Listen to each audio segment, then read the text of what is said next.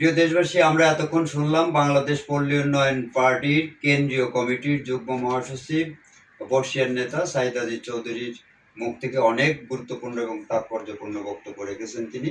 সত্যি কথা, বাংলাদেশ পল্লী উন্নয়ন পার্টি 2023 সালের 5ই জানুয়ারি এই রাজনৈতিক সংগঠনটির আত্মপ্রকাশ ঘটলেও অদ্যাবধি পর্যন্ত তারা সারা দেশে যে পরিমাণ সাড়া জাগিয়েছে, এটা অনেক সংগঠনের পক্ষে, উন্নয়ন পার্টির পক্ষে।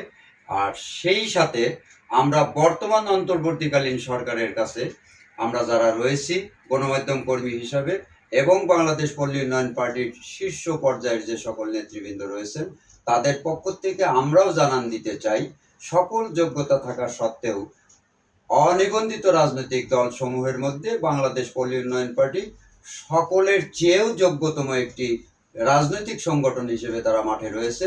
অতএব অনতিবিলম্বে বাংলাদেশ পল্লী উন্নয়ন পার্টিকে নিবন্ধিত করে দেশ ও জাতির কল্যাণে তাদেরকে কাজ করার সুযোগ দেওয়া হোক, কেননা আপামর জনগণ বাংলাদেশ পল্লী উন্নয়ন পার্টির সাথে রয়েছে।